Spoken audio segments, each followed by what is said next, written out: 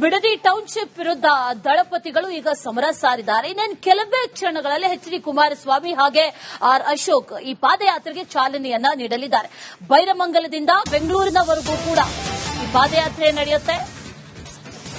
Mysuru ರೋಡ್ನ nice junction ವರೆಗೂ ಕೂಡ ಈ ಪಾದಯಾತ್ರೆ ನಡೆಯಲಿದೆ. 9 ಕಿಲೋಮೀಟರ್ ಇವತ್ತಿನ ಪಾದಯಾತ್ರೆ.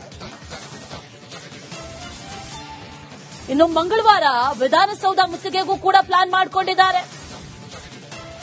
ಈ ಪಾದಯಾತ್ರೆ ಏನಿದೆ ಇದು ನಿಖಿಲ್ ಕುಮಾರಸ್ವಾಮಿಗೆ ರಾಜಕೀಯ ಅಸ್ತಿತ್ವವನ್ನ ಕಲ್ಪಿಸೋದಕ್ಕೆ ಬಹಳ ಮುಖ್ಯವಾಗಿರುವಂತಹ ಪಾದಯಾತ್ರೆ ಅನ್ನುವಂತಹ ನಿಟ್ಟಿನಲ್ಲೂ ಕೂಡ ಹೇಳಲಾಗ್ತಾ ಇದೆ. ನಿಖಿಲ್ ಕುಮಾರಸ್ವಾಮಿ ನೇತೃತ್ವದಲ್ಲೇ ಈ ಪಾದಯಾತ್ರೆಯನ್ನ ನಡೆಸಲಾಗ್ತಾ ಇದೆ. ಇನ್ನೊಂದು ಕೆಲವೇ ಕ್ಷಣಗಳಲ್ಲಿ ಪಾದಯಾತ್ರೆ ಆರಂಭ ಆಗುತ್ತೆ. ಬಿಜೆಪಿ ಹಾಗೂ ಜೆಡಿಎಸ್ ಜಂಟಿ ಹೋರಾಟವನ್ನ ನಡೆಸ್ತಾ ಇದೆ. ಬಿಡದಿ ಟೌನ್ಶಿಪ್ ಯೋಜನೆಯನ್ನ ವಿರೋಧಿಸಿ ಇವತ್ತಿನಿಂದ 3 ದಿನಗಳ ಕಾಲ ಪಾದಯಾತ್ರೆಯ ಮೂಲಕ ಸರ್ಕಾರವನ್ನ ಎಚ್ಚರಿಸುವಂತ ಕೆಲಸವನ್ನ ಮಾಡ್ತಾ ಇದೆ. ಜೊತೆಗೆ ರೈತರ ಜೊತೆಗೆ ನಾವಿದ್ದೀವಿ ಅನ್ನುವಂತ ಭರವಸೆಯನ್ನ ಕೂಡ ನೀಡುವಂತ ನಿಟ್ಟಿನಲ್ಲಿ ಈ ಪಾದಯಾತ್ರೆ ಇರುತ್ತೆ ಅನ್ನುವಂಥದ್ದನ್ನ ಹೇಳಲಾಗ್ತಾ ಇದೆ. ಇನ್ನೊಂದು ಕೆಲವೇ ಕ್ಷಣಗಳಲ್ಲಿ ಪಾದಯಾತ್ರೆ ಆರಂಭ ಆಗುತ್ತೆ. ಪಾದಯಾತ್ರೆ ಆರಂಭಕ್ಕೂ ಮುನ್ನ ಕುಮಾರಸ್ವಾಮಿ ಅವರು ಮೈಸೂರಿಗೆ ಭೇಟಿ ಕೊಟ್ಟಿದ್ರು. ಅಲ್ಲಿ ಚಾಮುಂಡೇಶ್ವರಿ ದರ್ಶನವನ್ನ ಪಡೆದು ಆಶೀರ್ವಾದವನ್ನ ಕೂಡ ಪಡೆದ್ರು. ಡೀಟೇಲ್ಸ್ ಅನ್ನ ಕೊಡ್ತಾರೆ ಇದೇ ವಿಚಾರಕ್ಕೆ ಸಂಬಂಧಪಟ್ಟಂತೆ ನಮ್ಮ ಪ್ರತಿನಿಧಿ ಸತಾರ್ ನೇರ ಸಂಪರ್ಕದಲ್ಲಿ ಜಾಯಿನ್ ಆಗಿದ್ದಾರೆ. ಸತಾರ್, ಇನ್ನೇನು ಕೆಲವೇ ಕ್ಷಣಗಳಲ್ಲಿ ಪಾದಯಾತ್ರೆ ಆರಂಭ ಆಗುತ್ತೆ ಅನ್ನುವಂತ ಮಾಹಿತಿ ಇದೆ. ಎಕ್ಸಾಕ್ಟ್ಲಿ ಯಾವಾಗ ಆರಂಭ ಆಗುತ್ತೆ, ಯಾರ್ಯಾರು ಇರ್ತಾರೆ, ಯಾರ್ಯಾರು ಆಗಮಿಸಿದ್ದಾರೆ, ಈಗಾಗಲೇ ಡೀಟೇಲ್ಸ್ ಏನಿದೆ, ಸಿದ್ಧತೆ ಜೊತೆಗೆ ಈಗಾಗಲೇ ಅಲ್ಲಿ ನಡೀತಾ ಇರುವಂತಹ ತಯಾರಿಗಳು ಯಾವ ರೀತಿಯಾಗಿದೆ?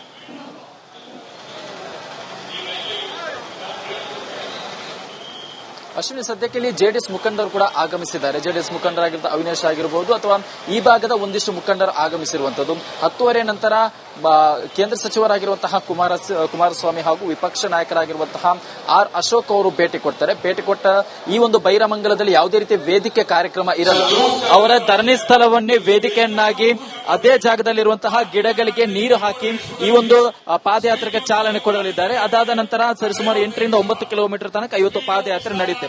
ಸದ್ಯಕ್ಕೆ ವಿವಿಧ ಜಿಲ್ಲೆಗಳ ರೈತರು ಇಲ್ಲಿ ಆಗಮಿಸಿರುವಂತದ್ದು. ಕೇವಲ ಬೆಂಗಳೂರು ಮಾತ್ರವಲ್ಲದೆ ಹಾವೇರಿ, ಬೆಳಗಾವಿ ಸೇರಿದಂತೆ ವಿವಿಧ ಜಿಲ್ಲೆಗಳ ರೈತರು ಇವತ್ತಿನ ಪಾದಯಾತ್ರೆಗೆ ಸಾಥ್ ಕೊಡ್ತಾ ಇದ್ದಾರೆ.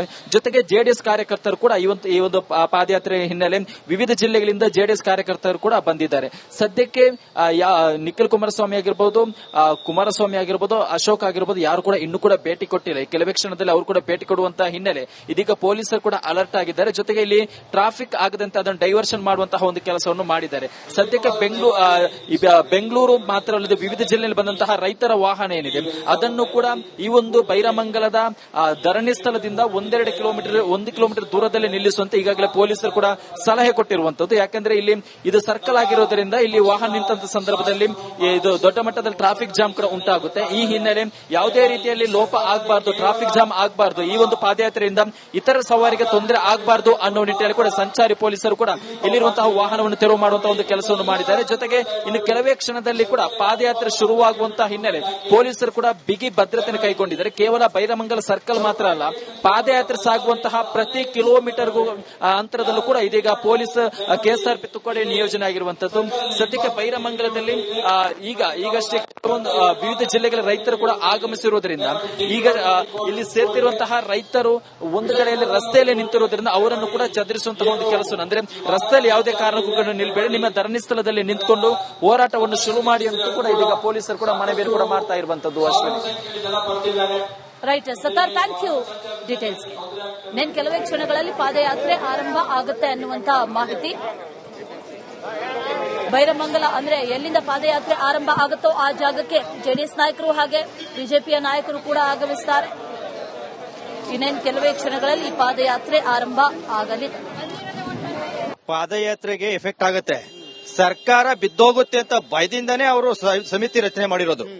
ಇವಾಗ ನಮಗೆ ಬೇರೆ ಕಡೆ ಜಮೀನು ಕೊಡ್ತಾರೆ, ಬೇರೆ ಕಡೆ ಜಮೀನ್ ತಗೊಂಡು ನಾವು ಅದನ್ನ ಬದುಕಟ್ಟುಕೊಳ್ಳೋ ಅಷ್ಟರಲ್ಲಿ ಎಷ್ಟು ವರ್ಷ ಆಗ್ಬೋದು? ನಮ್ ಜೀವನನೇ ಇವತ್ತು 50 ವರ್ಷಕ್ಕಿದ್ದೀವಿ. ಇವಾಗ 50 ವರ್ಷಕ್ಕೆ ನಮ್ ಜೀವನ ಯಾವತ್ತೂ ಹೇಳಕ್ಕಾಗಲ್ಲ. ಆ ಒಂದಿದ್ರೆ ನಾವು ಎಷ್ಟೇ ಕೋಟಿ, 1 ಎಕರೆಗೆ 100 ಕೋಟಿ ಕೊಡ್ತೀನಿ ಅಂದ್ರೂ ನಾವು ಜಮೀನ್ ಕೊಡಕ್ ರೆಡಿ ಇಲ್ಲ. ನಾವು 90% ಜನ ಭೂಮಿ ಕೊಡಕ್ ರೆಡಿ ಇಲ್ಲ. ಅವ್ರ ಜಮೀನ್ಗಲ್ಲ, ನಾವು ಭೂಮಿ ತಾಯಿಗೆ ಬೆಲೆ ಕಟ್ತಾ ಇಲ್ಲ. ನಾವು ಯಾವುದೇ ರೀತಿ ಅವನು ಎಷ್ಟೇ ಕೊಡ್ಬೋದು, ಆ ಒಂದಿದ್ರೆ ನಮ್ದು ಜಮೀನ್ ಕೊಡಲ್ಲ ಅಂತಾನೆ ಉದ್ದೇಶ ಇರೋದು. ನೀವು ಅಷ್ಟು ಕೊಡ್ತೀವಿ ಇಷ್ಟು ಕೊಡ್ತೀವಿ ಅಂತಿಲ್ಲ. ಇವರ ಯೋಗ್ಯತೆಗೆ, ಸರ್ಕಾರದ ಯೋಗ್ಯತೆಗೆ 2,000 ಕೊಡಕ್ಕೆ ಯೋಗ್ಯತೆ ಇಲ್ಲ. ಇವತ್ತು ನಂದು 3 ಎಕರೆ ಜಮೀನಲ್ಲಿ ನಾನು ಏನ್ ಮಾಡ್ತಾ ಇದ್ದೀನಿ, ತಿಂಗಳಿಗೆ ಎಷ್ಟು ಸಂಪಾದನೆ ಮಾಡಿ. ಜಮೀನಲ್ಲಿ ಏನೆಲ್ಲ ಬೆಳಿತೀರ ನೀವು? ರೇಷ್ಮೆ ಇದೆ, ತರಕಾರಿ ಬೆಳಿತೀವಿ, ಬಾಳೆ ಹಾಕಿದ್ದು ಎಲ್ಲ ಇದೆ. ಆದ್ರೆ ಆ ಬದುಕನ್ನು ಕಟ್ಕೊಳಕ್ಕೆ ಇವಾಗ 20 ದಿನಕ್ಕೆ ಒಂದ್ಸಾರಿ ರೇಷ್ಮೆ ನೆಲೆಗೆ ದುಡ್ಡು ಬರುತ್ತೆ. ಹೈನುಗಾರಿಕೆ ಇವತ್ತಿಲ್ಲ ಅಂದ್ರೆ 30-40 ಲೀಟರ್ ಹಾಲು ಹಾಕ್ತಾ ಇದೀವಿ.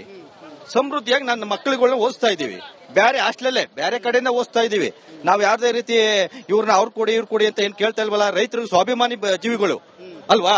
ಇವರು ಹಿಂಗೆ ಕೊಡ್ತೀವಿ ಅಂತ ಉದ್ದೇಶ ಇರೋರು 1 ವರ್ಷ ಇವ್ರ ಯೋಗ್ಯತೆಗೆ 1 ವರ್ಷಕ್ಕೆ ನಾನು ಏನ್ ಸಂಪಾದನೆ ಮಾಡ್ತೀನಿ, ನಾನು ಏನ್ ಸಂಪಾದನೆ ಮಾಡ್ತೀನಿ, ನಾನು ಡೈಲಿ ನಾನು ತಿಂಗಳಿಗೆ ಎಷ್ಟು ಸಂಪಾದನೆ ಮಾಡ್ತೀನಿ ಅಂತ ನಮ್ಮ 90% ಜನಕ್ಕೆ ಅವ್ರು ಸಾಕ್ಲಿ. ನಾವೇ ಬರ್ಕೊಡ್ತೀವಿ. 90% ಜನಕ್ಕೆ ನಮ್ಮನ್ನ ಸಾಕ್ಬೇಕು 1 ವರ್ಷ. ಅವರು ನನ್ಗೆ ಇವಾಗ BP ಶುಗರ್ ಇರ್ತದೆ, ಅವ್ರಿಗೆ ಮಾತ್ರೆ ಕೊಡಿಸ್ಬೇಕು. ಇವಾಗ ನನಗೆ ಸಂಬಳ ಬರುತ್ತೆ, ನನಗೆ ಸಂಬಳ ಕೊಡ್ಬೇಕು. ರೈತರು ಹಾಲು ಹಾಕ್ತಾವ್ರೆ, ಅವನೇನು ಮಾಡಲ್ಲ, ಸುಮ್ನೆ ಸ್ಟಾಪ್ ಮಾಡ್ತೀವಿ. ರೇಷ್ಮೆ ಕೊಡ್ಬೇಕು, ಹಾಲಂತ ಕೊಡ್ಬೇಕು, ಏನೇನ್ ಬೆಳಿತಾರೆ, ತೆಂಗು ಅವ್ನಿಗೆ ಎಷ್ಟು ಬರ್ತಾ ಇದೆ ಆದಾಯ, ಅವನೇ ಸುಮ್ನೆ ಬೇಕಲ್ಲ. ನಮ್ದು ಡೈರಿನಲ್ಲಿ ಲಿಸ್ಟ್ ತಗೊಳ್ಳಿ, ನಂದು ಸ್ಯಾಲರಿ ಸ್ಲಿಪ್ ತಗೊಳ್ಳಿ, ರೇಷ್ಮೆ ಇದರಲ್ಲಿ ಅದೊಂದು ಸಂಬಳದ ತಗೊಳ್ಳಿ. ನನಗೆ ಎಕ್ಸಾಂಪಲ್ ಒಂದ್ 50,000 ಸಂಪಾದನೆ ಮಾಡ್ತಿದ್ದೀನಿ ಅಂದ್ರೆ ನನಗೆ 50,000ನ ಅವರು ಪ್ರತಿ ತಿಂಗಳು ನನ್ನ ಅಕೌಂಟ್ಗೆ ಹಾಕ್ಬೇಕು, ರೈತರ ಅಕೌಂಟ್ಗೆ.